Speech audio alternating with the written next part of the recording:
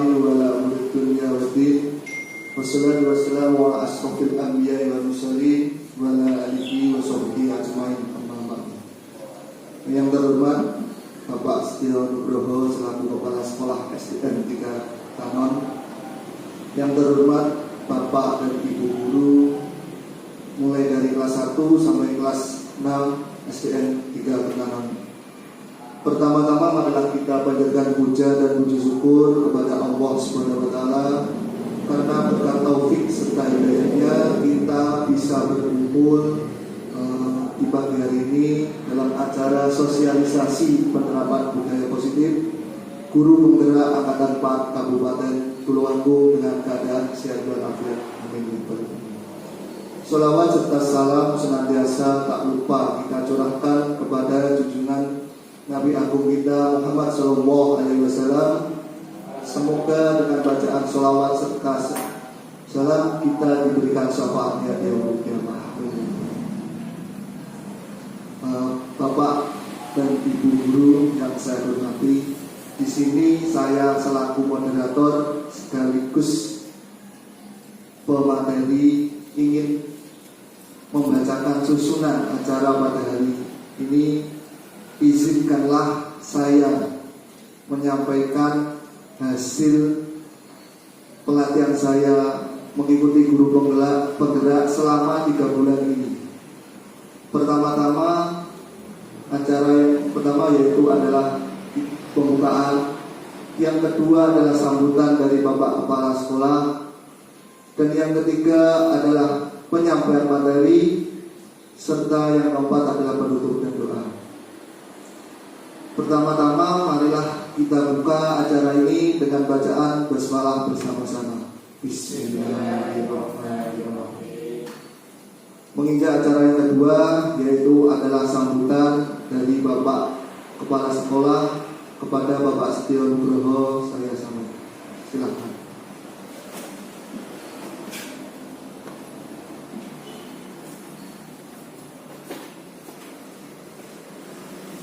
Assalamualaikum warahmatullahi wabarakatuh.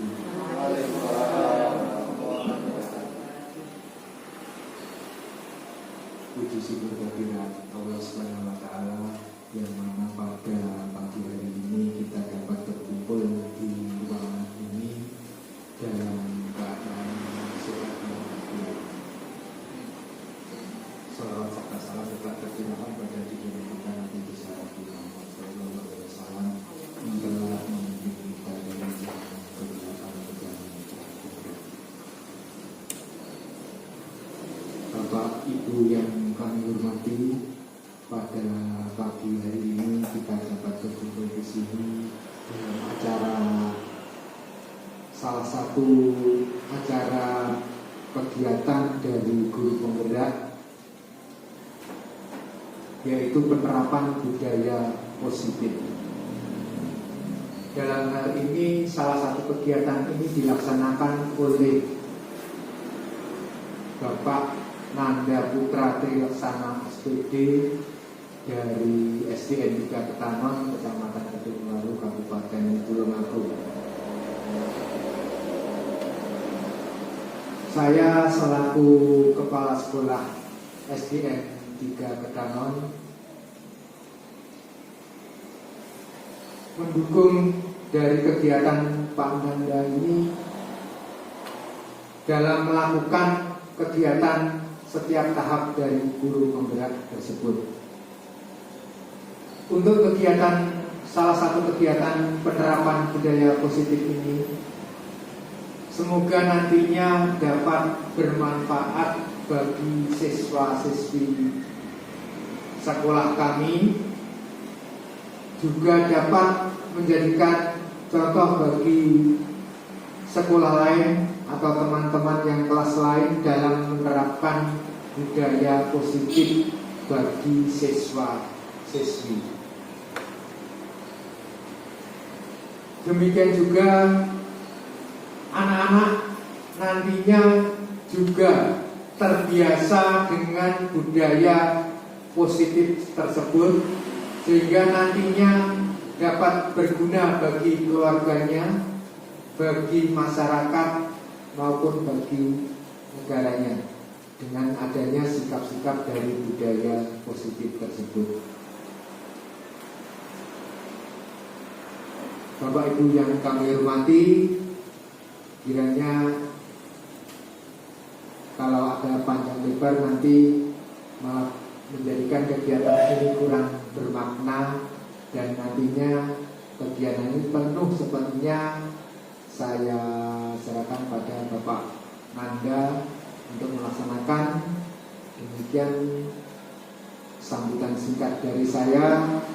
Ada kurangnya saya mohon maaf. Wassalamualaikum warahmatullahi wabarakatuh. Waalaikumsalam warahmatullahi wabarakatuh.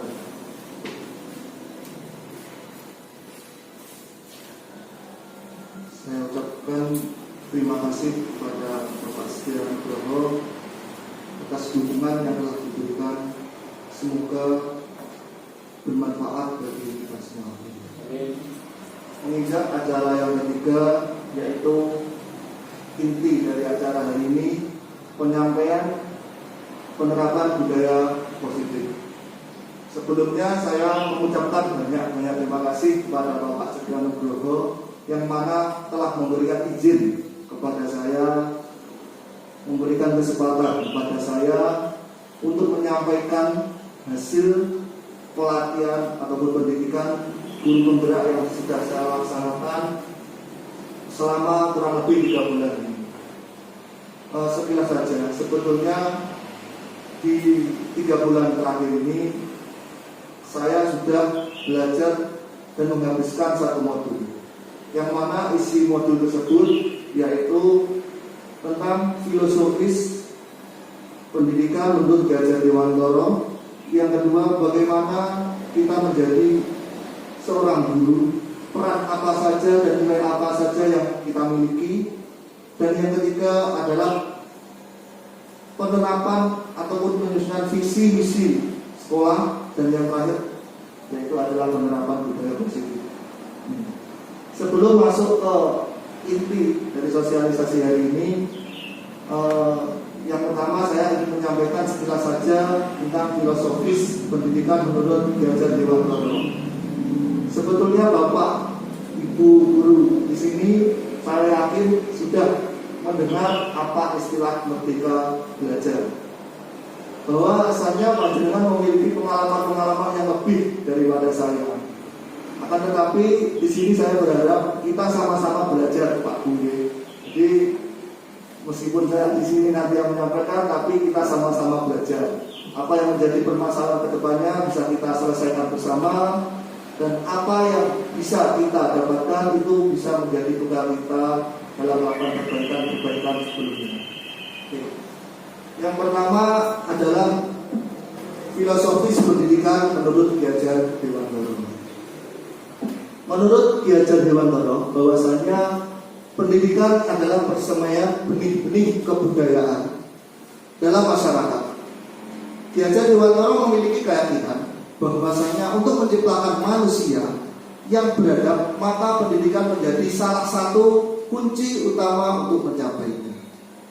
Pendidikan dapat menjadi ruang berlatih dan bertumbuhnya nilai-nilai kemanusiaan yang dapat diteruskan dan diwariskan.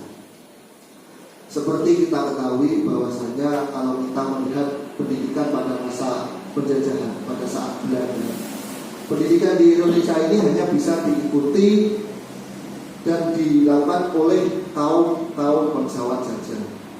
Pendidikan pada saat itu hanya bertujuan untuk mereka yang mampu dan untuk menjadi pegawai-pegawai pada Belanda tersebut. Akan tetapi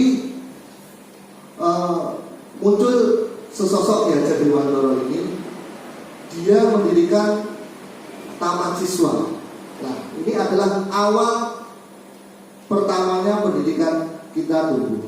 Jadi taman siswa ini anak-anak di Indonesia sudah bisa menganyam pendidikan, tidak mengenal kalangan, tidak mengenal kasta ataupun latar belakangnya, Pak Guru. Nah, di sini Hadir menjelaskan bahwa pendidikan itu adalah sebuah tata surya kalau diibaratkan paku. Jadi sebuah tata surya yang mana matahari adalah sebagai titik puncaknya dari pendidikan. Nah, ini bisa kita lihat. Dan di sampingnya itu ada planet-planet yang memiliki ciri khasnya sendiri-sendiri dan memiliki orbit yang dilaluinya sendiri-sendiri. Jadi kita ibaratkan bahwasanya planet ini adalah peserta didik. Jadi peserta didik ini diketahui bahwasanya sejak lahir sudah memiliki karakternya sendiri, memiliki bakatnya sendiri, yang mana kita sebagai guru sebetulnya tidak bisa memandang bahwasanya anak itu adalah sebuah objek yang kita bentuk. Jadi tidak bisa, anak harus menjadi sesuai yang kita inginkan. Anak harus bisa menguasai materi yang kita ajarkan. Anak harus bisa menjadi apa yang kita inginkan. Itu sebetulnya tidak bisa. Tugas kita sebagai guru itu apa? Yaitu hanya menuntun anak-anak tersebut untuk mengembangkan bakatnya yang sudah ada pada sejak lahir itu. Jadi bisa diibaratkan juga kita sebagai pendidik itu seorang petani dan anak-anaknya itu sebagai biji-bijian ataupun benih-benih yang mana memiliki karakteristik sendiri. Ada kedelai, ada jagung, terus ada juga kacang tanah dan ada lainnya. Jadi anak memiliki karakternya sendiri, memiliki bakatnya sendiri, yang mana kita sebagai guru hanya bisa mengembangkan dan menuntut anak tersebut memperoleh haknya atau memperoleh masa depannya sendiri. Jadi kita berikan kebebasan kepada anak tersebut. Mereka memilih pembelajaran seperti apa, mereka ingin menjadi seperti apa, itu tergantung dengan anaknya. Jadi sebetulnya kalau kita ketahui bahwasanya anak itu malah sebagai subjek, dia mengendali pembelajaran. Kita sebagai guru hanya sebagai fasilitator, penuntunnya saja. Terus untuk selanjutnya, tujuan dari pendidikan Ki Hajar Dewantara ini adalah, monggo Pak, coba slide yang kedua atau ketiga sebelumnya. Oke. Tujuannya adalah pendidikan yaitu menuntut kodrat yang ada pada anak-anak agar mereka dapat mencapai keselamatan dan kebahagiaan yang setinggi-tingginya, baik sebagai manusia maupun sebagai anggota masyarakat. Jadi ini adalah tujuan pendidikan yang disampaikan oleh Bapak Ki Hajar Dewantara. Oke, slide selanjutnya Pak.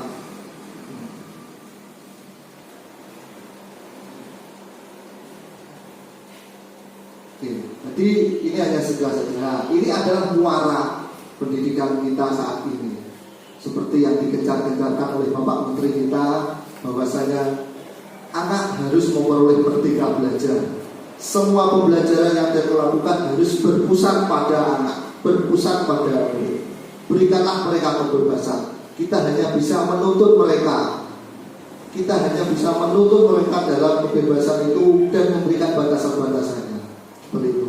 Muara akhirnya adalah memperoleh pelajar sesuai dengan profil Pancasila, yaitu anak memiliki sikap beriman, bertakwa kepada Tuhan Yang Maha Esa dan memiliki akhlak yang mulia. Bagaimana dia bisa bersikap sopan, santun, menolong sesama, menjunjung nilai-nilai agama. Terus yang kedua, berkebinakaan global. Apa artinya? Bahwasanya anak mampu berbaur, bersatu dengan semua kalangan, tidak membeda-bedakan, baik itu dia asalnya dari mana, latar belakangnya bagaimana. Nah, itu anak harus. Yang ketiga, bergotong royong. Di bergotong royong ini lebih mengedepankan sifat kerjasama apa yang dilakukan oleh anak tersebut. Itu tadi adalah sekilas dari tujuan profil Pancasila. Nah, jadi kesimpulannya adalah dengan adanya pemikiran pendidikan menurut Ki Hajar Dewantara tadi, disebutkan bahwa pendidik itu hanya dapat menuntun tumbuh atau hidupnya kekuatan kodrat pada anak-anak tersebut. Yang saya sampaikan bahwasanya anak memiliki kodratnya, anak memiliki kebebasannya. Pendidik hanya dapat memperbaiki lakunya hidup dan tumbuhnya kekuatan kodrat anak. Jadi pendidik hanya bisa memunculkan sifat-sifat baik pada anak tersebut, sehingga sifat yang buruk itu menjadi menghablur, ya, intinya menjadi hilang. Ya. Terus yang kedua, menerapkan pemikiran haji, maka ketika belajar akan melaksanakan sehingga pendidikan yang holistik, jadi seimbang akan tercapai. Dan yang ketiga adalah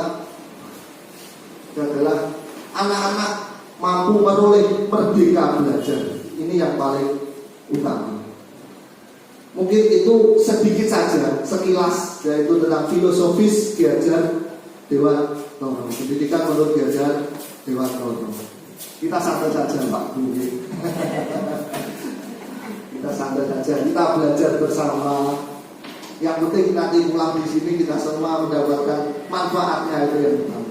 Ya Pak, itu tadi sekilas saja dengan pendidikan yang ada di Indonesia sekarang ini yang digencar-gencarkan oleh Bapak Menteri kita Nadiem Makarim. Untuk selanjutnya Pak, poin selanjutnya yaitu kita menginjak ke materi hari ini. Jadi izinkan saya nih Pak untuk menyampaikan tentang penerapan budaya positif, yaitu dalam modul 1.4. Langsung ke slide kedua Pak. Nah, jadi ada 6 konsep inti yang kita pelajari pada hari ini. Yang pertama ada perubahan paradigma. Yang kedua adalah konsep disiplin positif dan motivasi. Dan yang ketiga adalah keyakinan ras. Keempat, kebutuhan dasar. Dan yang kelima adalah posisi kontrol. Serta yang keenam adalah segitiga restitusi. Mungkin bagi panjenengan ini hal yang asing atau sudah pernah mendengar Pak Bu dari keenam konsep ini. Mulai dari restitusi apa itu, posisi kontrol, ini terkait dengan posisi kita sebagai guru. Langsung aja Pak untuk saya. Ini adalah perubahan pada paradigma. Yang di sebelah kanan adalah paradigma yang dulu, mungkin atau bisa saja masih kita gunakan. Dan yang sebelah kiri itu adalah sebuah paradigma tentang merdeka belajar. Kalau kita menganggap bahwa berorientasi pada guru, kita melakukan pembelajaran di kelas, semua pusatnya adalah guru. Guru memegang kekuasaan. Itu sebetulnya adalah keliru Pak, kurang tepat. Di dalam konsep merdeka belajar ini kurang tepat. Bahwasanya setiap pembelajaran itu yang betul adalah berorientasi pada siswa, diperpusat pada siswa. Bagaimana kita lebih mementingkan kebutuhan siswa dari kebutuhan kita sendiri. Misalkan bagaimana Pak? Ini saya ambilkan contoh seperti ini. Saya ingin menyampaikan hari ini materi tersebut. Jadi saya harus menggunakan sistem pembelajaran seperti ini. Padahal pada kenyataannya di dalam kelas pembelajaran yang kita laksanakan itu belum tentu sesuai dengan kebutuhan siswa. Jadi kita lihat dulu bagaimana karakter siswa itu. Yang kedua, siswa sebagai objek belajar. Seperti tadi saya sampaikan, siswa bukan merupakan sebuah individu yang dapat kita bentuk. Bukan kita bentuk semau kita. Ingin menjadi apa dia, itu tidak bisa. Bahwasanya sejak lahir dia sudah memiliki kodratnya sesuai kodrat alam dan kodrat zamannya sebagai subjek belajar. Dia sebagai pengendali pembelajaran. Dia yang berhak menentukan pembelajaran seperti apa. Seperti itu. Yang ketiga adalah proses pembelajaran terjadi pada tempat dan waktu tertentu. Oke, ini mungkin di sekolah Pak Bu ya. Jadi sebetulnya pembelajaran itu bisa terjadi di mana saja, kapan saja. Tidak hanya di sekolah, semua lingkungan masyarakat, baik keluarga, itu menjadi sumber belajar bagi besar. Terus yang ketiga adalah tujuan utama menitik beratkan pada penguasaan materi pembelajaran, materi pelajaran. Di ini biasanya yang mungkin dulu pernah kita laksanakan, bahwasanya kita memandang siswa bahwasanya dia bisa, dia mampu, dan dia mungkin bisa dikatakan rajin atau pintar itu karena dia memiliki nilai-nilai yang bagus atau hasil-hasil yang lapor yang bagus. Sebetulnya tidak mampu. Tujuan utama pada pembentukan tingkah laku yang lebih luas. Jadi intinya adalah bagaimana dia nantinya dalam memperoleh proses pembelajaran itu bisa memiliki sebuah pribadi yang lebih baik ataupun pribadi yang dapat digunakan untuk masa depannya. Seperti itu. Jadi lebih ke hasilnya itu melekat pada dia. Lanjut Pak. Nah, ini adalah paradigma perubahan. Jadi bisa kita coba praktekkan Pak Bu ya.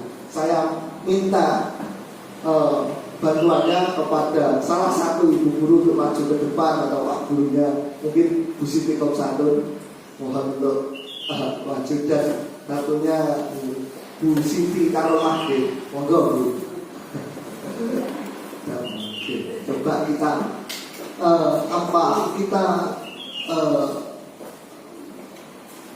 resapi dari perubahan paradigma. Jadi gini, saya minta untuk Bu Siti Komsatun nanti menggenggamkan tangannya, kepala tangannya. Apa yang panjenengan genggam itu ibarat Anda memegang sebuah hal yang sangat penting bagi Anda. Jadi apapun itu kondisinya, Anda mempertahankan apa yang Anda genggam, panjenengan genggam. Misalkan orang lain ingin memiliki atau ingin tahu genggaman apa yang ada di genggaman itu, Anda tetap mempertahankan genggaman itu. Terus yang kedua, Bu Siti Karomah, nanti ada merayu Bu Siti Komsatun. Merayu Bu Siti Komsatun. Untuk apa? Untuk mencoba membuka genggaman itu. Boleh dengan cara apapun, tapi tidak boleh dengan cara fisik.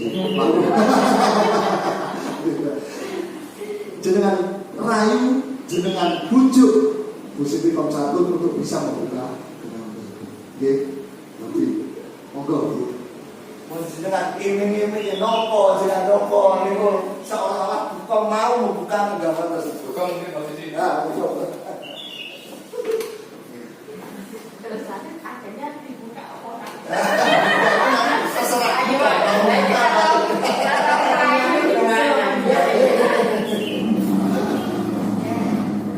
apa ya ini yang sedang digenggam itu? Bisa kok apa ya kelihatannya coba. Saya ingin tahu apa ya dalamnya kok kelihatan mungkin jarinya ada apanya, apa dalamnya ada apanya ya? Tidak bisa. Mungkin dibuka dengan apa?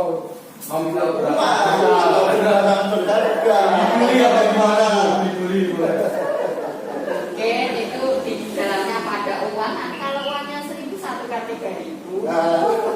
Rahasia. Kelihatannya kok apa ya? Coba mungkin jari-jarinya kelihatannya kok indah sekali. Aku ingin tahu ya. Bisa. Gimana ini? Wah, cara dia apa ya ini? Oh mungkin itu apa ya? Hari-harinya kok kelihatannya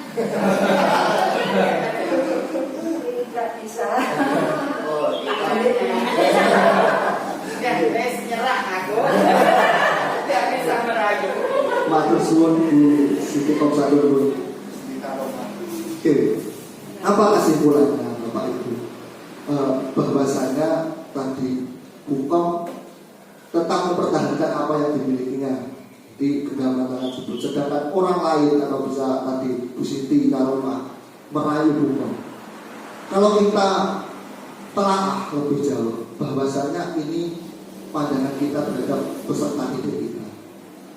Sebetulnya peserta didik itu mau menuruti kita itu karena dirinya sendiri ataupun motivasi yang ada dirinya sendiri dalam dirinya, bukan karena apa itu kata-kata dari kita, perintah dari kita.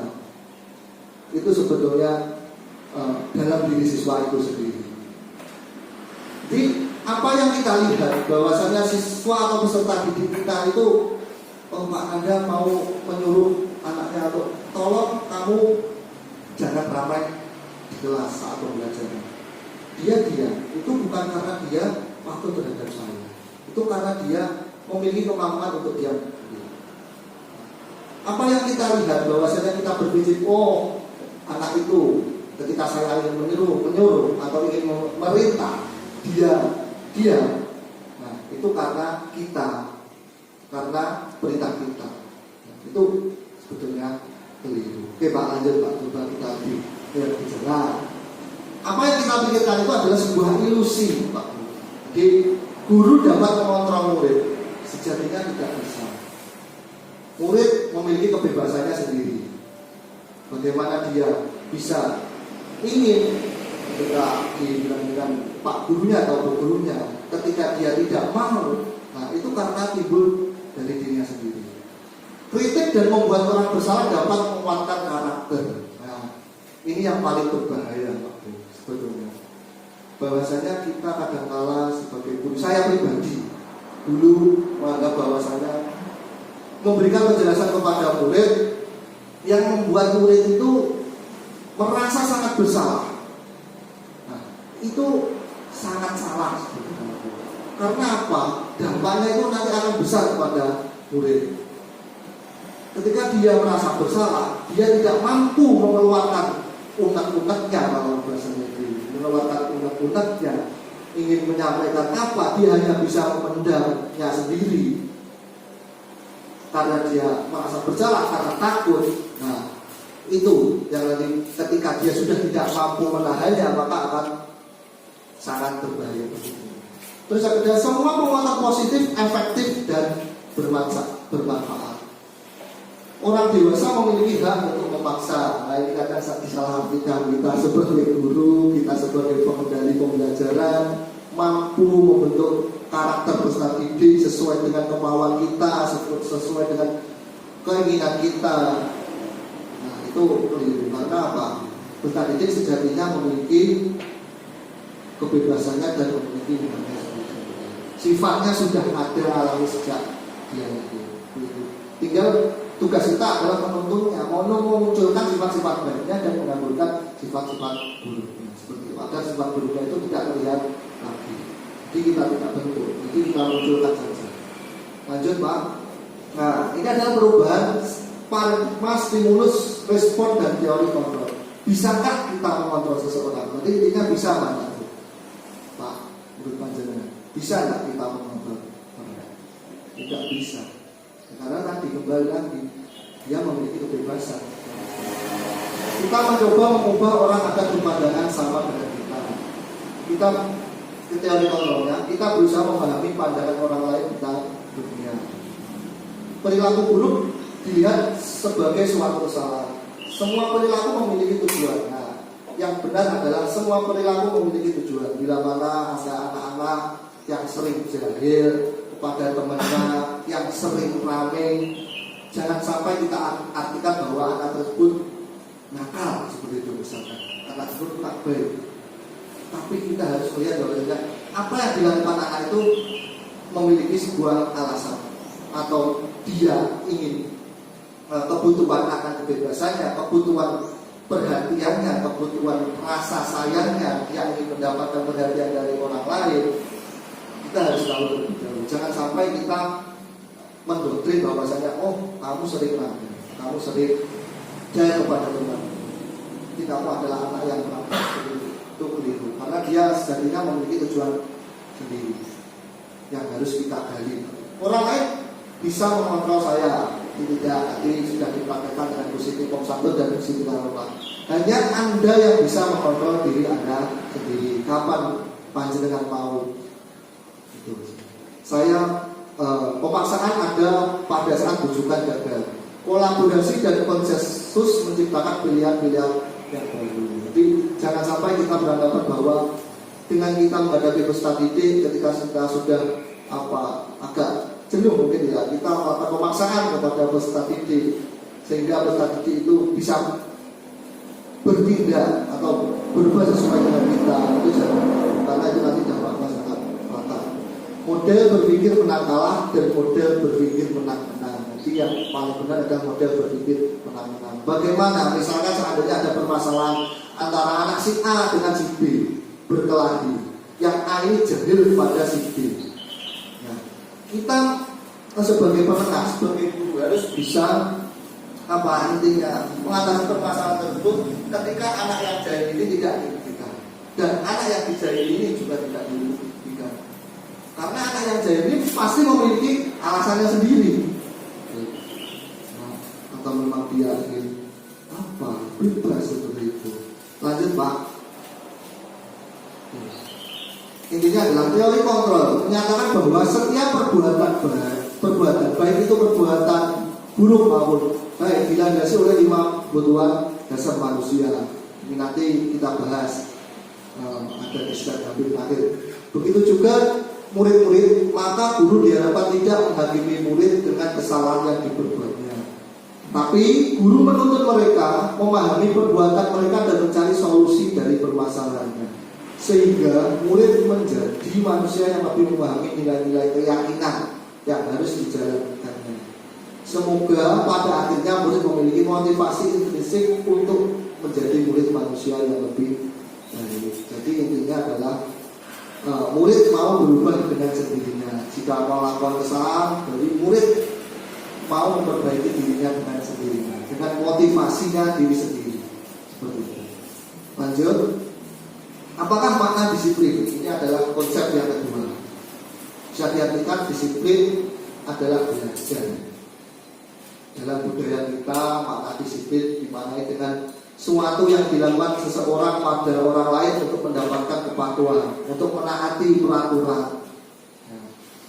Kita cenderung menghubungkan kata disiplin dengan ketidaknyamanan, bukan dengan apa yang kita hargai atau pencapaian suatu tujuan yang mulia. Ini intinya adalah disiplin itu mempelajari bagaimana cara kita mengontrol diri kita sendiri, Pak. Bagaimana menguasai diri untuk memilih tindakan yang mengacu pada nilai-nilai yang kita hargai.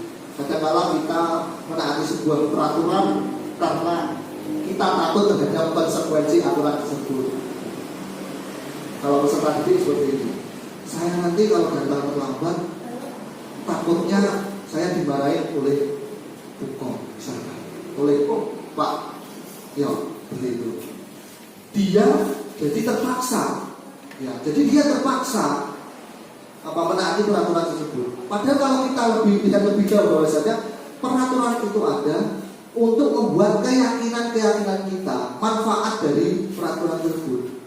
Jadi kadang-kadang kita salah mengartikan, waduh ini kalau menaati peraturan mesti ada akibatnya, mesti ada rugi.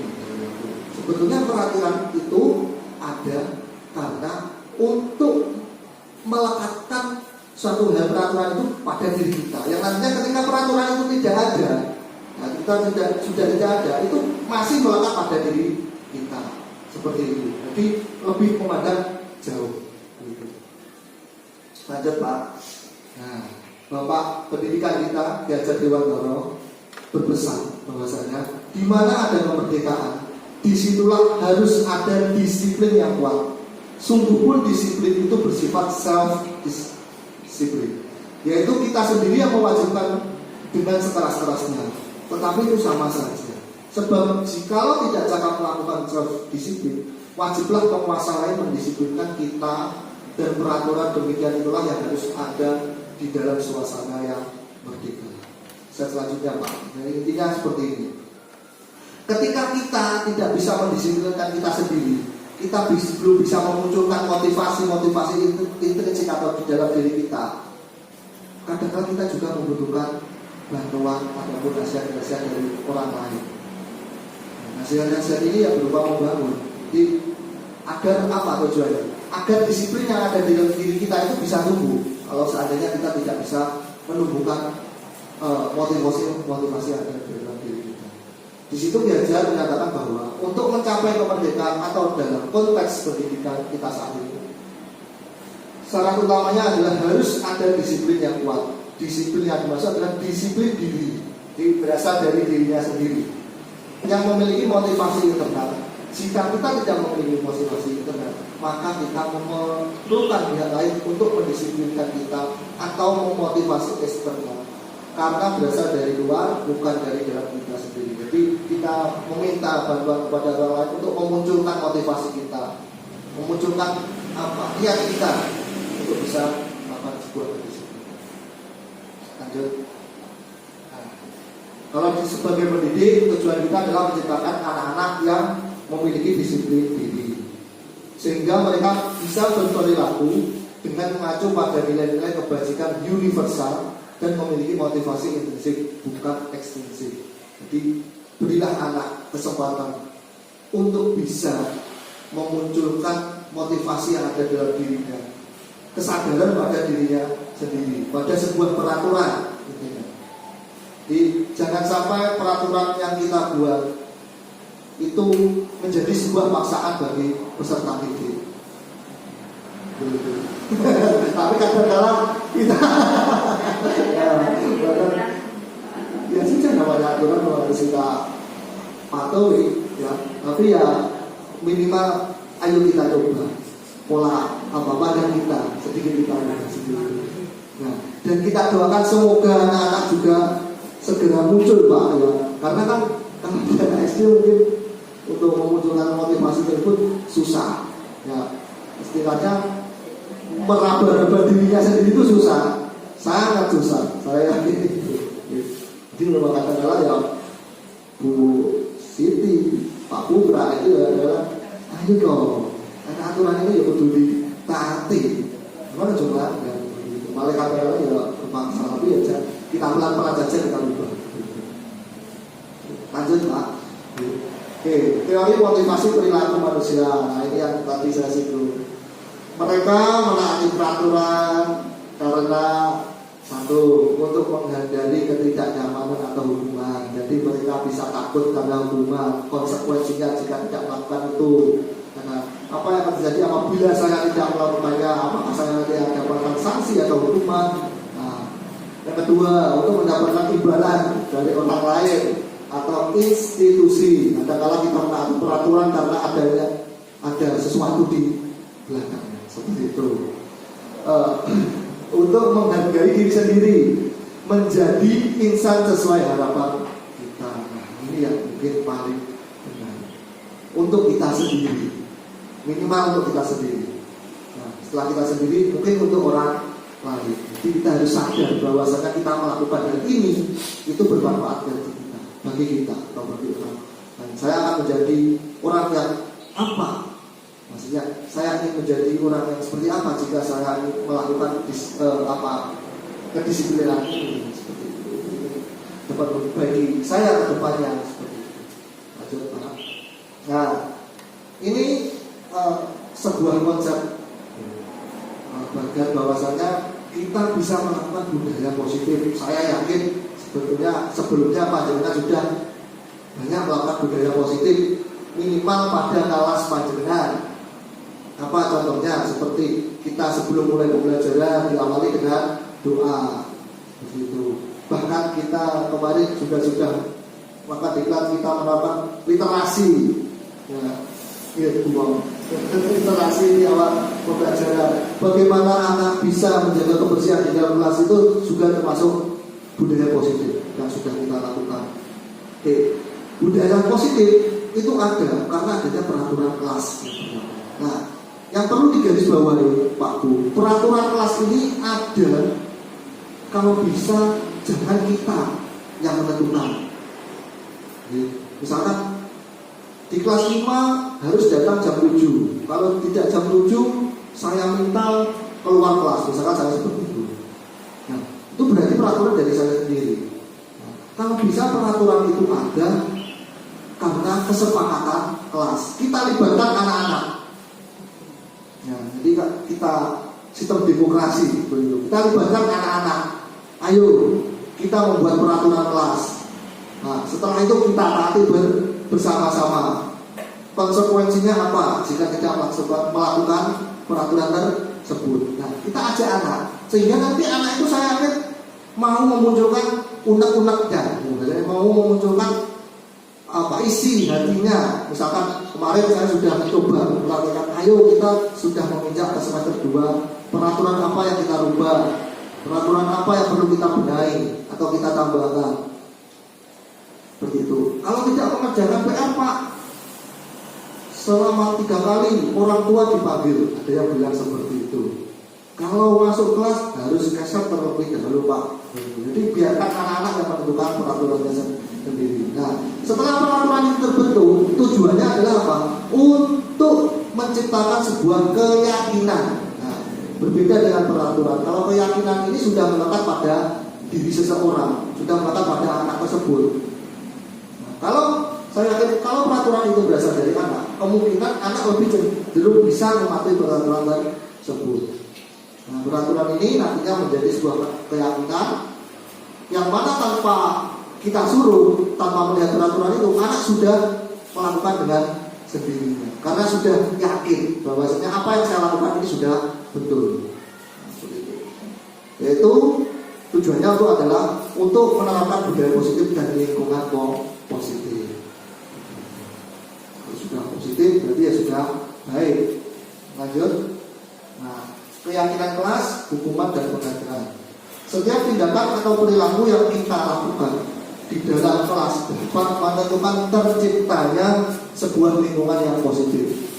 Perilaku warga kelas tersebut menjadi sebuah kebiasaan yang akhirnya membentuk sebuah budaya positif. Untuk terbentuknya budaya positif, pertama-tama perlu diciptakannya atau disepakati keyakinan. Jadi buatlah keyakinan dulu, peraturan dulu, kita sepakati bersama dengan anak. Prinsip-prinsip dasar bersama di antara warga kelas. Pernyataan pemikiran untuk mendapatkan nilai-nilai kebajikan. Jadi tujuannya adalah untuk mendapatkan sebuah nilai-nilai atau sikap-sikap positif yang bisa melekat pada anak, yang nantinya bisa digunakan untuk kedepannya anak tersebut. Misalkan membuang sampah pada tempatnya. Nanti dia sudah menuju nilai kebajikan, yaitu berupa tanggung jawab seperti itu. Lanjut Pak. Nilai-nilai keselamatan atau kesehatan inilah yang kita sebut sebagai suatu keyakinan. Jadi membentuk suatu keyakinan. Nilai-nilai kebajikan atau prinsip-prinsip universal yang disepakati bersama secara universal. Suatu keyakinan akan lebih memotivasi seseorang dari dalam atau memotivasi secara intrinsik dari dia sendiri, bukan dari orang lain. Seseorang akan lebih tergerak dan bersemangat untuk menjalankan keyakinannya daripada hanya sekedar mengikuti serangkaian peraturan. Jadi kalau sudah terbentuk keyakinan, maka dia sudah menjalankan sebuah peraturan. Intinya tanpa adanya peraturan itu, dia sudah berubah dengan dirinya. Kalau hanya dia mengikuti peraturan, tidak terjadi keyakinan, maka belum melekat. Lanjut. Melalui serangkaian riset dan bersandar pada teori kontrol, Dr. William Glasser berkesimpulan bahwa ada 5 posisi kontrol yang diterapkan seorang guru, orang tua ataupun atasan dalam melakukan kontrol. Kelima posisi kontrol tersebut adalah yang pertama sebagai penghukum. Ini adalah posisi kita sebagai guru saat di sekolah. Bisa kita menjadi seorang penghukum, bisa menjadi seorang pembuat orang merasa bersalah, bisa menjadi teman bagi peserta didik kita, bisa menjadi pemantau, memonitor, dan yang kelima bisa menjadi seorang manajer. Pengalaman kalau saya dulu itu sering di posisi yang pertama, yaitu sebagai penghukum. Karena ya saya yakin kalau anak itu diberi hukuman, maka anak tersebut akan menjadi jera. Lalu setelah jera, anak tersebut tidak mau mengulangi perbuatan tersebut. Sebetulnya itu keliru. Kalau saya setelah mengikuti guru pemuda ini berarti bahwa itu keliru. Karena apa? Penghukum ini sifatnya sangat fatal. Penghukum itu lebih cenderung menghadapi pada siswa. Dampaknya sangat besar, yaitu utamanya adalah mentalnya. Itu yang utama. Kalau anaknya itu memberani, maka mungkin mentalnya sedikit terkikis. Tapi kalau anaknya itu sudah pendiam, kalau kita hukum, kita posisinya penghukum, maka anak tersebut pasti mentalnya sudah. Kedua, membuat orang bersalah. Dan yang ketiga adalah teman. Untuk lebih jelasnya kita masuk ke slide berikutnya Pak. Nah, ini adalah penghukum. Penghukum biasanya cenderung lebih memiliki suara tinggi. Ayo, cepat kamu masuk kelas. Nanti kalau tidak masuk kelas saya hukum. Bahasa tubuh, mata melotot, ada kala dan jari menunjuk, seolah-olah itu kita yang paling benar, kita yang menjadi penguasa, kita yang dapat membentuk anak tersebut. Nah, itu keliru. Contohnya seperti ini, terlambat lagi, pasti terlambat lagi. Selalu datang terlambat, kapan bisa datang tepat waktu? Gini. Ini adalah kata-kata seorang penghukum, Pak Bu. Kata-kata seorang penghukum. Tanyakan pada diri Anda sendiri. Bagaimana perasaan murid? Ya, bila kita berbicara seperti itu pada muridnya yang datang lambat, ya akibatnya jelas kemungkinan murid itu akan marah. Nah, marah ini murid yang memiliki sifat beraninya lebih, Pak Bu. Ada gitu. Dulu itu ada, muridnya kendel bahkan itu ada. Dan mendendam. Jadi anak itu bukan mau berubah, tetapi malah dendam kepada kita. Oh, aku dimonoke kalau gurumu. Seperti itu. Aku dendam, gurumu keren-keren gitu. Agresif bisa jadi sesudah kembali duduk, murid tersebut akan mencoret-coret bukunya, dia melampiaskan emosinya, tidak berani kepada gurunya, dia melampiaskan kepada yang lain, seperti itu. Sekolah-sekolah melihat motor dan mobil, bapak ibu guru akan datang menggores kendaraannya. Ini sudah anarkis ya Pak Bu. Kalau di SD memang mungkin seperti itu. Mungkin saja kalau sering kita lakukan ini ya sangat mungkin. Kok mau dari guru, bahkan dari guru, mulai digembos seperti itu. Ben guru apa? Nah, semua Saleman menyanyi aku. Nah ini bukan malah kita menjadikan anak itu mau berubah, mau memperbaiki dirinya, tetapi malah memperburuk keadaan. Gitu. Lanjut yang kedua, membuat orang lain merasa bersalah. Ada suaranya memelas, lalu sedih. Adi, kamu ini bagaimana ya? Kamu sudah berjanji dengan ibu tidak akan terlambat lagi. Kamu kenapa ya senang sekali kecewa ibu? Ibu benar-benar kecewa. Nah, kalau ini anaknya mentalnya ini kecil, maka anak tersebut akan merasa besar, mikir, baper dalam bahasa terlalu baper. Kelas baper. Kelas bawah ya. Nah, apalagi kelas bawah itu anaknya cenderung masih kecil, dia belum berani mengeluarkan undang-undangnya ketika diajak sama gurunya ngobrol atau diberikan seperti ini, yaitu dia akan jatuh. Terus dia tidak mampu menahan, sekalinya dia mengeluarkan akan sangat fatal. Ini sangat lebih fatal daripada hukuman tadi. Bisa menyakiti orang lain, kadang dia bisa menyakiti dirinya sendiri. Singkat cerita dulu Pak, ada teman saya ketika saya sekolah dulu, dia anaknya pendiam.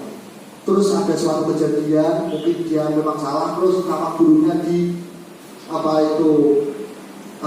istilahnya di seneni, bukan seneni apa itu, kata-katanya itu lebih menyakitkan gitu. Jadi dia lalu berpikir, oh saya sangat salah sekali. Akhirnya dia tangannya di silat-silat, dia meluapkan dengan cara seperti itu. Itu sangat fatal. Lanjut Pak. Yang ketiga adalah memantau. Nada suara datang, bahasa tubuh yang formal. Guru, Adi, tahukah kamu jam berapa kita memulai? Tahu Pak, kamu terlambat 15 menit. Apakah kamu sudah mengerti apa yang harus dilakukan bila terlambat? Paham Pak, saya harus tinggal kelas pada jam istirahat nanti dan mengerjakan tugas ketinggalan saya. Ya benar. Nanti jam istirahat kamu harus sudah di kelas untuk menyelesaikan tugas yang tertinggal tadi. Saya tunggu bagaimana perasaan murid seperti ini. Ini baik apa tidak?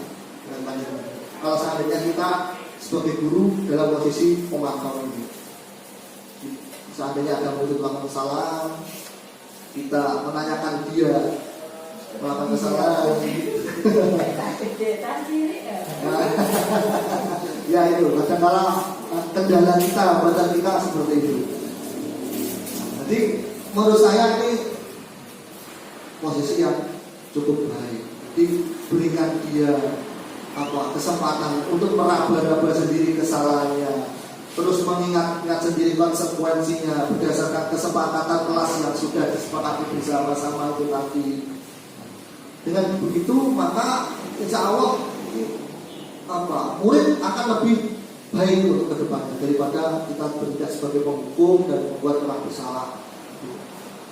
Murid memahami sanksi yang harus dijalankan karena telah melanggar salah satu peraturan sekolah. Guru tidak menunjukkan suatu emosi yang berlebihan, menjadi marah atau membuat merasa bersalah. Murid tetap dibuat tidak nyaman, yaitu dengan harus meninggalkan kelas pada jam istirahat dan mengerjakan tugas. Guru tetap harus memonitor dan memantau murid pada saat mengerjakan tugas di jam istirahat. Karena murid sebenarnya tidak bisa ditinggal seorang. Jadi kita tuntut, kita penuhi apa yang dia. Lanjut, Pak. Teman, ini bisa panjenengan baca bahwasanya contohnya Adi, ayo bagaimana sih kamu kemarin kamu sudah janji ke bapak, bukan kenapa terlambat lagi, begitu kata-katanya. Bagaimana perasaan murid jika bapak dan ibu gurunya bilang seperti itu? Murid akan merasa senang dan akrab dengan guru. Ini termasuk dampak positifnya. Jadi dia seolah-olah tidak dimarahi. Hanya saja dalam sisi negatif menjadi ketergantungan, bisa menyepelekan kadang. Dalam buang kembali lakoni salah kembali tidak sini guru. Jadi kadang-kadang memang kan Bapak Bu, penghukum ini kalau saya rasa meskipun di sini lebih fatal, tapi kadang dibutuhkan, memang harus dibutuhkan. Akan tetapi yang perlu digarisbawahi, penghukum ini kita tidak boleh menghukum secara fisik. Tidak setiap hari. Dan tidak setiap hari dan tidak dikawal. Ketika kita sebagai pemantau, ketika kita sudah sebagai manajer, ketika kita sudah sebagai teman, tidak bisa merubah sikap buruk pada seseorang itu. Intinya adalah bukan merubah ya, memunculkan sifat baiknya itu belum muncul, maka kita bisa bertindak seperti itu. Tapi kalau bisa ya baik. Lanjut, Pak.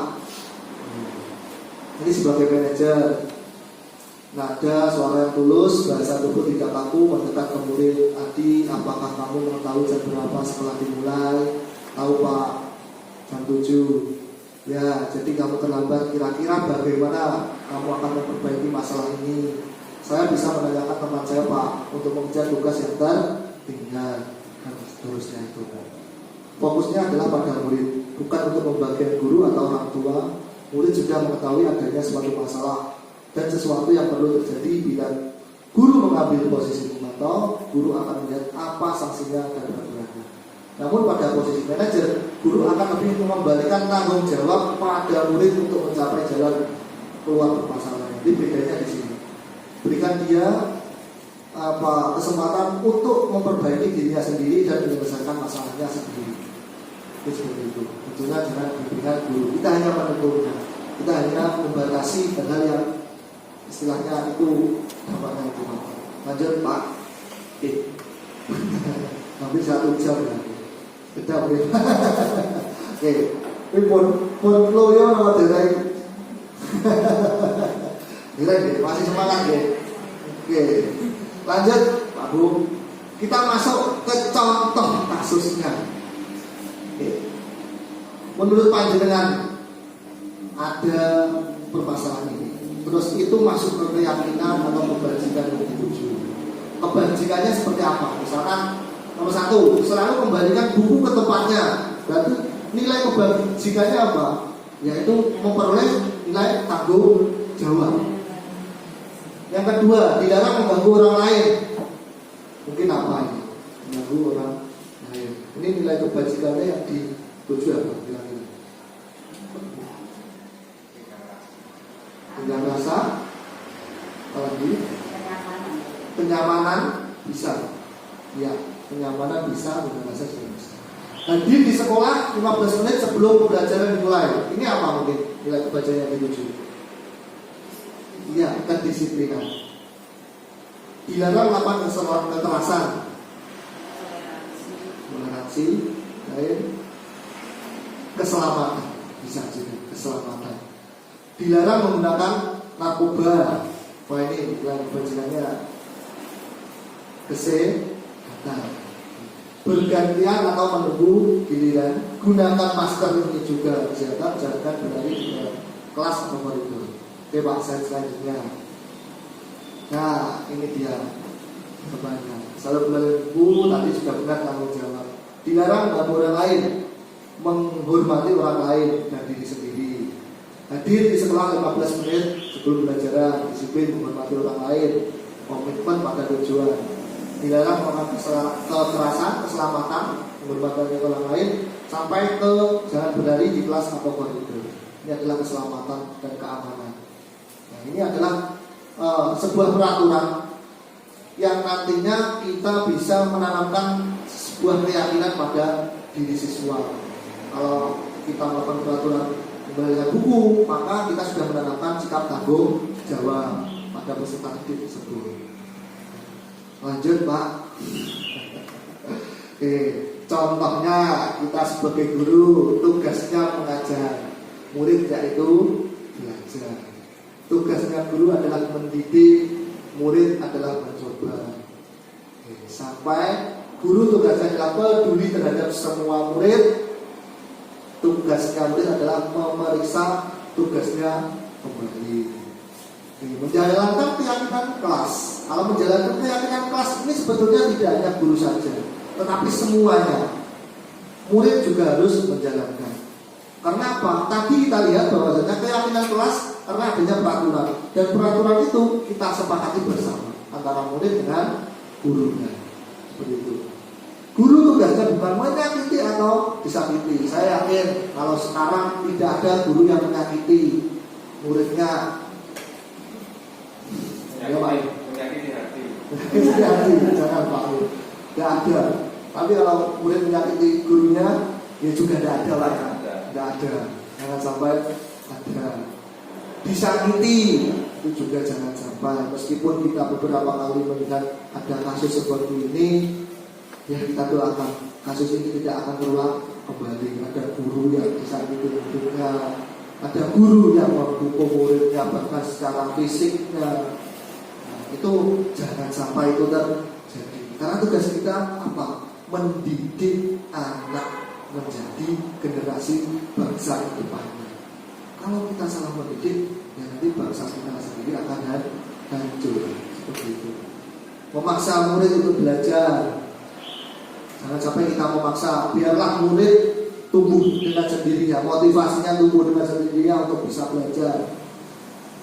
Seperti itu. Mengeluh, jangan sampai kita mengeluh meskipun kadang-kala murid kita tidak sesuai dengan yang kita harapkan, Pak Bu. Ya, kadang-kala kita mengeluh mulai itu bocah-bocah diatur. Ya itu adalah tugas kita. Kita harus tetap semangat. Saya sendiri juga begitu kan, tapi ya mau bagaimana lagi? Kita harus tetap semangat seperti itu. Lanjut Pak. Nah ini ada sedikit soal lagi. Masuk ke hukuman atau konsekuensi menurut panjenengan. Murid menyuruh murid mencatat, saya tidak akan terlambat lagi sebanyak 100 kali karena terlambat datang ke sekolah. Ini merupakan konsekuensi atau hukuman Pak? Hukuman kan? Hukuman. Yang kedua, menyuruh murid lari mengelilingi lapangan basket 2 kali karena terlambat dari sekolah. Hukuman atau konsekuensi? Hukuman. Tuh, pinter-pinter sedangkan. Meminta murid push up sebanyak 15 kali karena ke sekolah tidak memakai masker. Seperti hukuman gitu, hukuman. Ya. Meminta murid mengganti kertas tugas teman yang dicoret-coret, konsekuensi atau hukuman? Konsekuensi. Meminta murid membersihkan tumpahan air di meja karena tempat minum tersenggol, konsekuensi. Meminta murid tidak mengenakan sepatu seharian di sekolah karena sepatunya tidak berwarna hitam, hukuman. Menyuruh murid lari mengelilingi lapangan basket sebanyak 2 kali karena terlambat ikut pemangkasan saat belajar juga. Konsekuensi. Oke, kita coba Pak lihat. Nah, kemudian. Oke, tadi 1 sudah benar, 2 benar, 3 benar, 4, 5 juga betul, dan seterusnya Allah betul semua. Kita beri tepuk tangan. Alhamdulillah. Berarti ini tadi masuk semua. Tidak seperti itu. Paham? Lanjut Pak. Oke. Nah, ini adalah perbedaan hukuman dan konsekuensi. Kalau hukuman itu sifatnya menyakitkan bagi korban. Terus kalau konsekuensi sesuatu harus terjadi. Maksudnya bagaimana? Itu terjadi karena perbuatan mereka sendiri. Misalkan tadi dia menumpahkan minumannya di meja temannya, berarti ya konsekuensinya dia harus membersihkannya seperti itu. Kalau seandainya tidak menumpahkan ya berarti dia tidak akan mendapatkan konsekuensi. Membuat anak sakit fisik maupun hati untuk jangka waktu yang sangat lama. Membuat anak merasa tidak nyaman dalam jangka waktu yang pendek. Ya, konsekuensi seperti itu. Anak membenci kedisiplinan, sedangkan konsekuensi anak menghargai disiplin. Paksaan, kalau yang konsekuensi stimulus dan tanggapan. Jadi kalau hukuman berarti ada yang menyuruh, ya kan? Berarti ada yang menyuruh. Begitu. Kalau konsekuensi berarti dia bertanggung jawab atas perbuatannya sendiri, apa yang dilakukan. Mendorong anak menyakiti diri sendiri, mendorong anak agar mudah menyesuaikan diri. Konsep diri yang buruk, konsep diri yang buruk. Anak belajar untuk menyembunyikan kesalahan. Jadi misalkan kalau kita cenderung menghukum, kadang-kadang anak itu tidak jujur. Karena apa? Yaitu untuk menyelamatkan dirinya sendiri. Kalau pada konsekuensi anak belajar untuk mematuhi peraturan. Kalau seandainya saya berbuat salah seperti ini, berarti saya berbuatnya seperti ini. Jadi saya harus memperbaikinya. Marah, merasa bersalah, merasa dipermalukan, merasa tidak dihargai. Kehilangan hak, tidak dibuat nyaman, dihasilkan untuk sementara. Nah, ini adalah perbedaan antara hukuman dan konsekuensi. Jadi kita harus cenderung lebih ke konsekuensi saja, Pak. Jadi biarkan anak itu bertanggung jawab atas perbuatannya. Oke, lanjut ke konsep berikutnya. 5 kebutuhan dasar manusia. Nah, ini mereka tadi sudah saya singgung bahwasanya setiap perbuatan yang mereka lakukan itu ada dasarnya. Nah, ini dia. Dasarnya ini. Yang pertama adalah kebutuhan dasar untuk bertahan hidup. Kedua, cinta dan kasih sayang. Ketiga, kebebasan. Keempat, kesenangan. Dan kelima adalah kekuasaan. Kalau seandainya dia jahil pada temannya, berarti dia membutuhkan kebutuhan atau kurang tentang kebebasan. Gitu. Dia yang memperoleh kebebasan seperti itu. Dia apa itu contohnya dekat dengan orang tuanya, ingin apa itu diperhatikan oleh orang tuanya, berarti dia membutuhkan cinta dan kasih sayang. Lanjut Pak, penjelasannya. Misalkan ini ada sebuah kasus Pak Bu. Ibu Lela, guru wali kelas 1A di SD Pelitari, sedang bingung menghadapi ulah salah satu murid di kelasnya, yaitu Doni. Beberapa anak di kelas 1A telah datang padanya dan mengeluhkan Doni yang seringkali meminta bekal makan siang mereka dengan paksa. Jika Anda menghadapi situasi seperti ini atau seperti Ibu Amba, apa yang akan Anda lakukan menurut Anda? Kira-kira alasan Doni melakukan hal itu apa? Oke, jawabannya misalkan 1, lanjut Pak. Jika Doni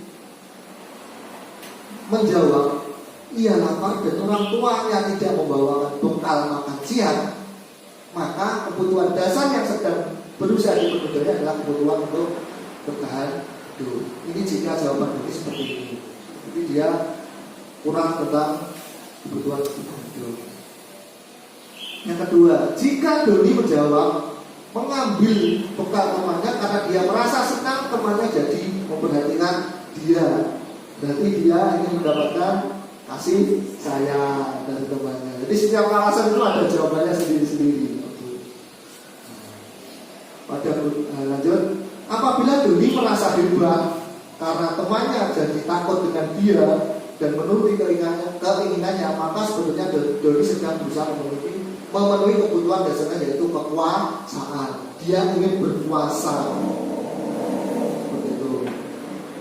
Dan jika Doni, lanjut Pak, Dan jika Doni merasa bosan dengan bekal makanan yang dibawakan ibunya dari rumah, karena ibunya selalu membawakan bekal yang sama, oleh karena itu dia ingin mencoba makanan teman-temannya yang beraneka ragam, maka Doni berusaha memenuhi kebutuhan anak kebebasan.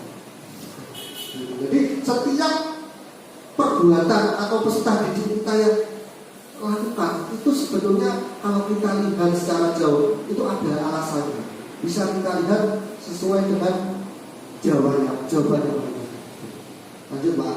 Oke, wah masih ada kesenangan. Jika Doni menjawab, dia hanya iseng saja, dia hanya menikmati ekspresi teman-temannya yang ketika dia jahili, terus teman-temannya kesal, mungkin dia temannya marah atau menggerutu dan sebagainya, terus Doni senang atau dia bahagia, berarti dia membutuhkan kebutuhan kesenangan gitu. Ya ini ini biasanya yang sering dilakukan oleh anak-anak statistik kita.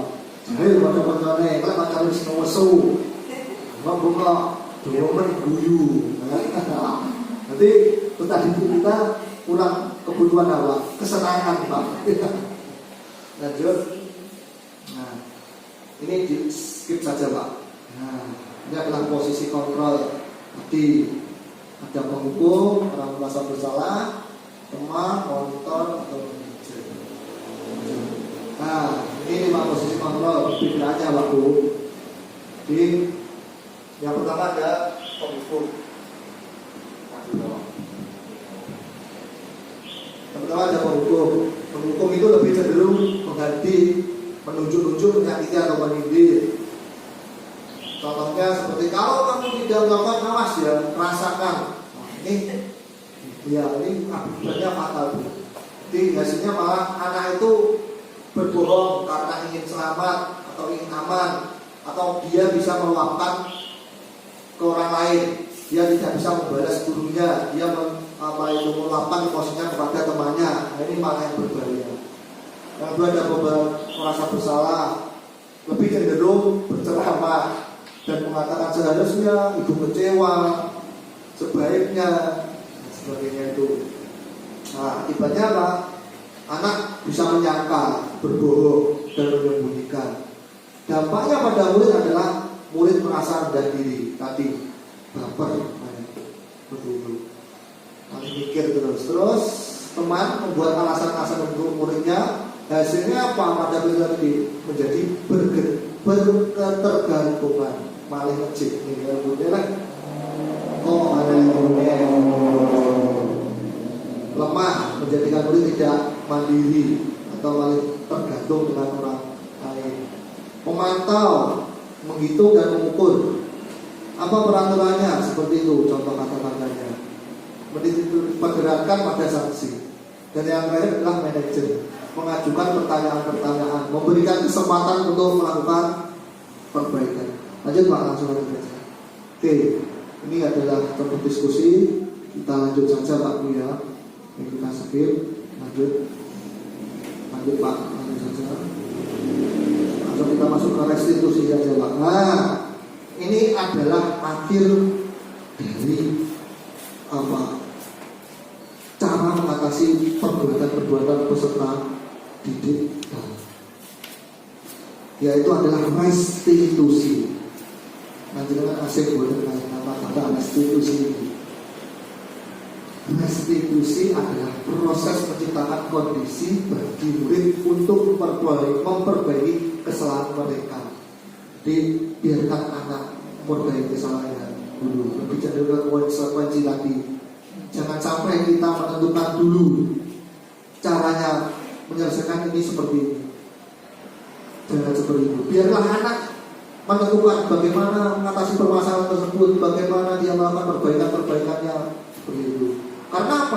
Karena apa?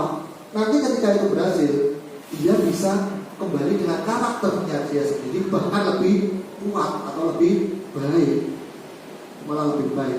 Kalau wah, berarti saya sadar apa yang saya lakukan itu salah, maka penyelesaian saya seperti ini. Nah, untuk kedua kalinya, maka anak tersebut tidak akan melakukan hal itu lagi. Kemungkinan besar seperti itu. Nah, lanjut. Nah, ciri-cirinya. Nah, ataupun manfaatnya. Bukan untuk menebus kesalahan, tetapi untuk belajar dari kesalahan. Tujuannya apa? Untuk tidak mengulangi kesalahan tersebut kedua kalinya. Memperbaiki hubungan. Bila mana ada anak memiliki permasalahan dengan temannya, maka ketika ada restitusi ini, permasalahan tersebut itu bisa terselesaikan dan hubungan bisa kembali dengan tawaran bukan paksaan. Menuntut untuk melihat ke dalam dirinya sendiri, mencari kebutuhan dasar yang mendasari tindakan. Cara untuk memperbaiki diri, fokus pada karakter bukan tindakan. Jadi setiap ustadz memiliki karakter yang berbeda-beda, tidak bisa kita samakan untuk mengatasi setiap ustadz tidak sama. Lanjut, fokus pada solusinya, jangan ke permasalahannya. Karena sesuatu yang sudah terjadi itu ya sudah, tidak bisa kita nilai lagi. Maksudnya tidak bisa kita rubah. Yang bisa adalah kita perbaiki atau kita atasi. Mengembalikan murid yang berbuat salah pada kelompoknya. Maksudnya bagaimana? Kembali ke semula. Lanjut. Nah, ini adalah bagian restitusi. Restitusi. Yang pertama adalah kita melakukan validasi tindakan yang salah. Seperti halnya, kenapa kamu berbuat seperti itu? Kenapa kamu tadi menjadi temanmu? Apakah yang kamu lakukan itu sudah benar? Itu adalah validasi tindakan. Kenapa kamu berbuat seperti itu? Terus setelah validasi, baru kita menanyakan keyakinan. Apa yang kamu perbuat itu sudah benar dan tidak melanggar keyakinan atau kesepakatan kelas yang sudah kita lakukan di awal. Tidak Pak, saya sudah melanggar keyakinan kelas, misal tidak menghormati dan menghargai sesama teman. Nah, biarlah dia meraba-raba dari sendiri. Kamu ingin menjadi seorang seperti apa? Seperti itu. Terus yang terakhir adalah menstabilkan identitas. Setiap orang pasti melakukan kesalahan. Tidak ada orang tidak melakukan kesalahan. Jadi hal tersebut adalah wajar. Yang terpenting adalah bagaimana kita bisa belajar dari kesalahan tersebut. Misalkan seperti itu. Kamu bukan satu-satunya yang pernah melakukan ini. Gitu. Semua Pak Nanda atau guru lain itu contohnya begini. Lanjut. Nah, ini menstabilkan. Contoh kata-katanya adalah berbuat salah itu adalah hal yang manusiawi. Tidak ada manusia yang sempurna. Bapak Ibu guru juga bukan salah. Kita pasti bisa menyelesaikan permasalahan. Jadi anak lebih tidak disakiti, Bapak Ibu. Jadi dia merasa nyaman dengan cara mengatasinya. Lanjut, validasi tindakan yang salah. Ini yang pertama sebetulnya tadi. Kamu bisa lanjut Pak. Menanyakan keyakinan. Jadi validasi tindakan yang salah, menanyakan keyakinan baru nanti benar. Nilai apa yang ada di sekolah kita yang sudah kalian langgar itu apa saja? Nilai kebajikan apa yang telah kita sepakati sebelumnya? Kenapa kamu bisa melanggar tersebut? Seperti itu. Lanjut. Nah, ini yang terakhir, refleksi kita. Setelah kita belajar bersama tentang bagaimana kita bisa melakukan budaya positif, bagaimana kita memandang sebuah peserta didik kita hasilnya seperti apa, posisi kontrol apa yang harus kita miliki, nanti sudah saya sampaikan. Hal baru apa yang didapatkan setelah mengikuti ini. Mungkin saya harap apa yang saya sampaikan tadi bisa bermanfaat bagi pelajaran semua, khususnya tentang pandangan ataupun paradigma terhadap peserta didik. Perasaan apa yang muncul selama mengikuti sesi ini, khususnya makna, disiplin, dan motivasi itu. Dan yang ketiga adalah saya akan menjadi among yang seperti apa setelah mengikuti. Saya ingin menjadi guru seperti apa, posisi kontrol apa yang saya miliki. Seperti itu. Ini ada yang terakhir Pak Bu, sebagai penutup ada salah satu video yang mungkin bisa kita lihat gitu. Sedikit.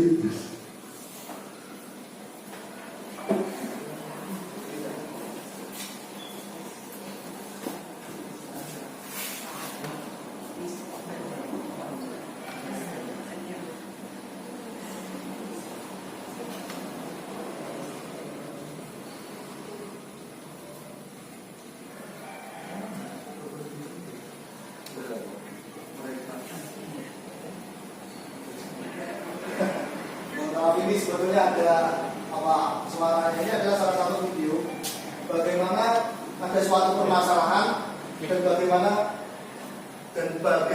cara penyelesaiannya.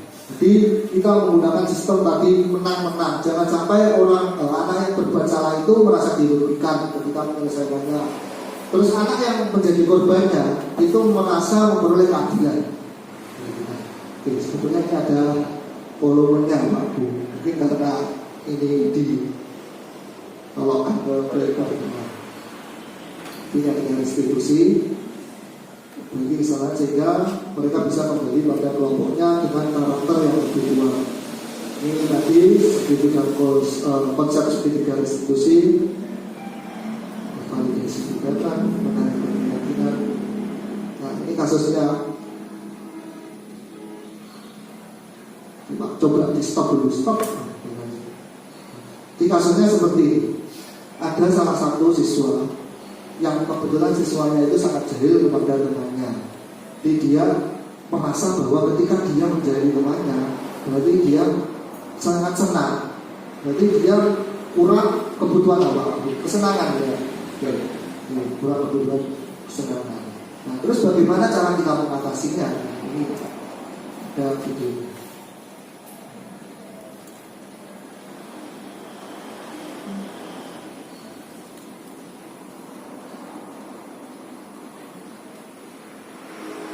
Kebetulan video ini juga salah satu tugas.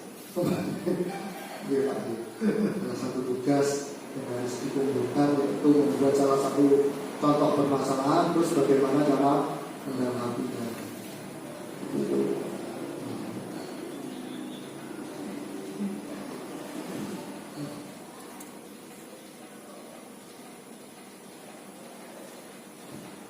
Berapa jam ini tadi? 1 jam. Ini ketika anak sudah masuk kelas, terus nanti ada salah satu temannya mendorong temannya hingga jatuh, sehingga teman itu merasa kesakitan. Tetapi dia bangga malah ketika ada temannya jatuh itu, dia merasa puas, itu. Dia merasa puas. Nah, ini dia. Ini murid kita sendiri ya. Nah, setelah itu saya mendapatkan aduan dari salah satu murid atau siswa bahwasanya tadi ada temannya yang melakukan kesalahan. Nah, apa yang saya lakukan? Dia yaitu melakukan restitusi, memberikan kesempatan kepada peserta didik untuk memperbaiki kesalahannya. Nah, yang pertama adalah menstabilkan identitas. Apa yang kamu lakukan itu sudah benar. Apakah yang kamu lakukan itu merugikan temanmu apa tidak? Nah, seperti itu. Yang kedua adalah validasi tindakan. Keyakinan apa yang sudah kamu langgar? Ya, saya tidak menghargai teman saya, Pak. Saya tidak menghormati teman saya. Alasan apa kamu berbuat seperti itu?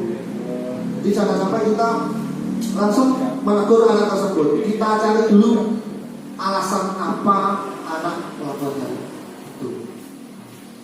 Terus setelah itu kita berikan kesempatan bagaimana cara penyelesaiannya. Nah, pada kebetulan ini anaknya sudah meminta maaf kepada yang korbannya itu. Terus yang korbannya kebetulan mau memaafkan anak yang menjadinya. Jadi sehingga anak yang menjadi itu merasa bahwasanya yang dia lakukan itu salah dan tidak akan dihukum.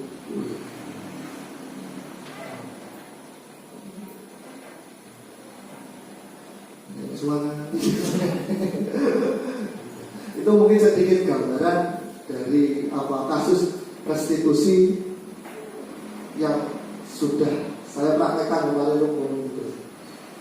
Mungkin itu Pak yang bisa saya sampaikan untuk hari ini. Ada pertanyaan dari panjenengan, mungkin yang bisa ditanyakan, monggo.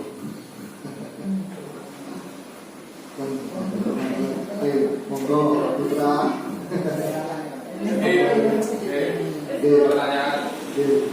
Satu dulu. Ya. Terima kasih atas waktu waktu yang telah. Terima kasih Pak Nanda atas waktu yang telah diberikan kepada saya. Setelah penjelasan dari Panjenengan tadi, jadi satu pertanyaan saja, pertanyaan simpel. Apa kendala terbesar kita dalam menerapkan budaya positif di sekolah? Mungkin ada kendala apa seperti itu? Mohon penjelasannya. Terima kasih.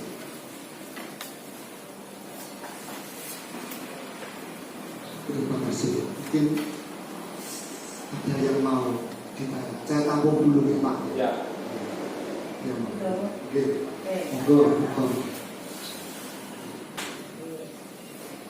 Terima kasih Pak Nanda. Sebuah pengalaman baru, sebuah ilmu yang mungkin bagi sebagian kita baru telah kita dapatkan hari ini. Terima kasih sekali. Mudah-mudahan kita bersama bisa bisa menerapkan apa yang sudah kita dapatkan hari ini di sekolah kita khususnya. Begini Pak Nanda, seperti kita ketahui bahwa di antara siswa kita, di antara peserta didik kita di sekolah ini ada yang mungkin masuk kategori inklusi atau ABK gitu. Nah, kira-kira bagaimana atau apa cara yang harus kita lakukan dalam rangka restitusi terhadap peserta didik yang inklusi tadi? Terima kasih. Terima kasih atas pertanyaan yang diberikan dari Pak Putra dan Bu Siti Gonzales. Pertanyaan yang sangat luar biasa dan sangat bagus sekali menurut saya. Oke. Yang pertama tadi saya ingin coba menjawab dari pertanyaan Pak Putra ya. Itu adalah tantangan apa atau tantangan terbesar apa kita dalam menerapkan budaya positif. Menurut saya, tantangan terbesar kita adalah berasal dari kita sendiri. Yang pertama, niat kita dalam melakukan budaya positif ini mau tergerak apa tidak, mau melakukan apa tidak. Karena sesuatu hal yang tidak dilakukan berdasarkan niat, maka hasilnya tidak akan maksimal. Seperti itu. Jadi yang pertama kita harus tergerak, hati kita tergerak. Kita gerakkan bahwasanya budaya positif bukan hanya untuk kita sendiri, tapi untuk peserta didik kita, bahkan orang-orang yang ada di sekitar kita. Seperti itu. Jadi dampak yang kita lakukan ini nantinya akan melakukan sebuah perubahan yang besar, melakukan sebuah kegiatan yang positif bagi semua orang. Setelah hati kita bergerak, baru kita bergerak, baru kita memulai. Dengan cara apa?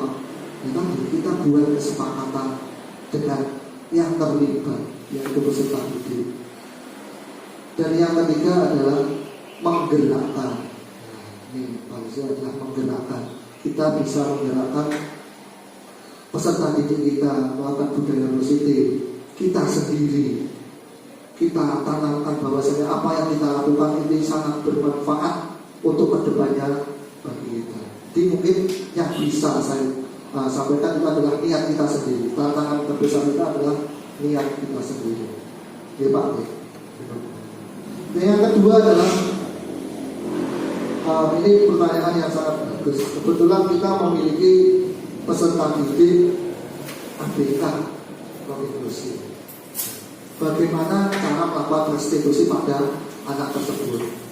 Seperti kita ketahui bahwasanya restitusi itu adalah suatu rangkaian proses melakukan perbaikan yang dilakukan oleh anak itu sendiri. Tapi kalau pada dasarnya, mohon maaf, anaknya itu mungkin masih susah kurang, bukan memiliki kekhususan yaitu ABK, maka restitusi ini menurut saya juga akan susah dilakukan. Nah, tapi tidak dapat dikatakan tidak bisa dilakukan. Yang kita lakukan adalah kita merestitusi teman-temannya. Kita berikan pemahaman kepada temannya bahwasanya ada salah satu teman kita mungkin yang memiliki sifat khusus berbeda dengan kita. Jadi kalau bila mana teman kita jahil dan teman itu jahil kepada kita, ya kita harus memaklumi seperti itu. Karena apa? Kalau kita melakukan restitusi pada anak yang ABK ini, dia akan susah tuh. Karena apa? Akan masuknya itu susah seperti itu. Jadi yang perlu kita lakukan adalah memberi pengertian kepada teman-teman. Selain itu, sebetulnya kalau ada salah satu peserta didik ABK ini ada pelatihannya sendiri, yaitu guru pendamping inklusi, yang mungkin kita sekarang belum mendapatkan materi tersebut. Jadi kalau kita seandainya menghadapi permasalahan tersebut, ya kita akan kesusahan. Jadi ada pendampingnya sendiri, ada guru khususnya sendiri yang lebih bisa mengerti anak tersebut. Jadi kita berikan pengertian pada teman-teman sendiri. Mungkin itu yang bisa saya sampaikan. Dari tanya lagi, cepat deh. Alhamdulillah. Alhamdulillah kita sudah berada di penghujung acara. Semoga apa yang saya sampaikan ini bisa bermanfaat bagi kita semua, bisa menjadikan modal perbaikan kita ke depannya, dan saya harap kita bisa melakukan budaya-budaya positif ini minimal ke kelas kita sendiri, seperti itu. Ada kurang lebihnya saya mohon maaf. Billahi taufiq wal hidayah. Wassalamualaikum warahmatullahi wabarakatuh. Waalaikumsalam.